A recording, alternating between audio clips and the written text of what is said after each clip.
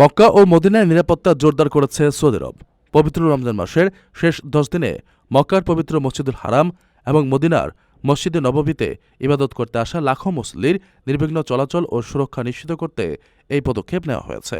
দেশটির বেসামরিক প্রতিরক্ষা অধিদপ্তরের পক্ষ থেকে এই দুই পবিত্র নগরীতে নিরাপত্তা টহল এবং র্যাপিড রেসপন্স ইউনিট মোতায়েন করে মাঠ পর্যায়ের নজরদারি ব্যাপক হারে বাড়ানো হয়েছে। জরুরি পরিস্থিতিতে তাৎক্ষণিক ব্যবস্থা গ্রহণ এবং প্রতিরোধমূলক নিরাপত্তা ব্যবস্থা আরও শক্তিশালী করতে প্রয়োজনীয় সব ধরনের প্রস্তুতি সম্পন্ন করেছে সিভিল ডিফেন্স। বিশেষ করে যে কোনো দুর্ঘটনা এড়াতে অগ্নি নির্বাপন ব্যবস্থা নিশ্চিত করতে তারা সতর্ক অবস্থান রয়েছে। রমজানের শেষ দশকে সারা বিশ্ব থেকে আসা ধর্মপ্রাণ মুসলমানদের ভিড় বহুগুণে বেড়ে যায়। তাই যে কোনো অনাকাঙ্ক্ষিত পরিস্থিতি মোকাবেলায় কর্তৃপক্ষের এই আগাম ও সুপরিকল্পিত প্রস্তুতি। নিরাপত্তা জোরদারে এই পদক্ষেপ কেবল মসজিদের ভেতরে সীমাবদ্ধ নেই। সিভিল ডিফেন্স অধিদপ্তর জানিয়েছে, দুই পবিত্র মসজিদের আশপাশের কেন্দ্রীয় এলাকার দর্শনার্থী ও উমরা পালনকারীদের আবাসিক হোটেল এবং থাকার জায়গাগুলোতেও কড়া নজরদারি অব্যাহত রয়েছে।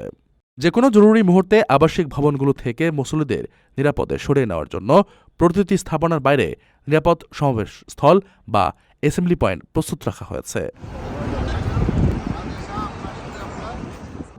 প্রবাসীদের জন্য নির্মাণ হচ্ছে দেশের প্রথম স্মার্ট সিটি, যেখানে থাকছে স্কুল, মসজিদ, হাসপাতাল, সুইমিং পুল, হেলিপ্যাড, পাঠাগার, জিম, সুপারমার্কেট, শিশু পার্ক সহ সকল নাগরিক সুবিধা।